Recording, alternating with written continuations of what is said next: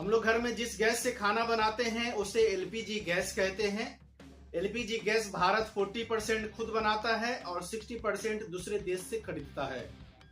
40% और 60% का मतलब ये है कि भारत को अगर 100 सिलेंडर गैस की जरूरत है तो उसमें से 40% यानी 40 गैस सिलेंडर भारत खुद बनाता है और 60% यानी 60 गैस सिलेंडर भारत दूसरे देश से खरीदता है।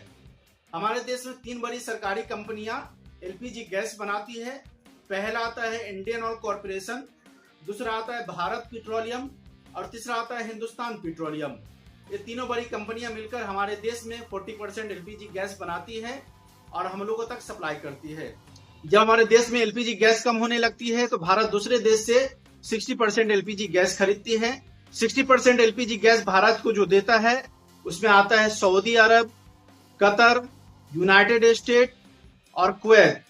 भारत ये 4-5 देशों से 60% एलपीजी गैस खरीदती है और खरीदने के बाद अपने देश में मंगाती है। जो हमारे देश में शिप के जरिए हमारे देश में एलपीजी गैस आती है तो बड़े टर्मिनल या फिर उसे रिफाइनरी स्टोर किया जाता है और ट्रक के जरिए अलग अलग शहरों, अलग अलग गांव में पहुंचाया जाता है। तब हम जनता तक एलपीजी गैस पहुंच पाती है, तब हम लोग घर में खाना बनाते हैं। कभी कभी आपने सुना होगा एलपीजी गैस की कीमत अचानक बढ़ जाती है और कभी घट जाती है। क्या आपने कभी सोचा है ऐसा क्यों होता है? एलपीजी गैस भारत 60% दूसरे देश से खरीदती है।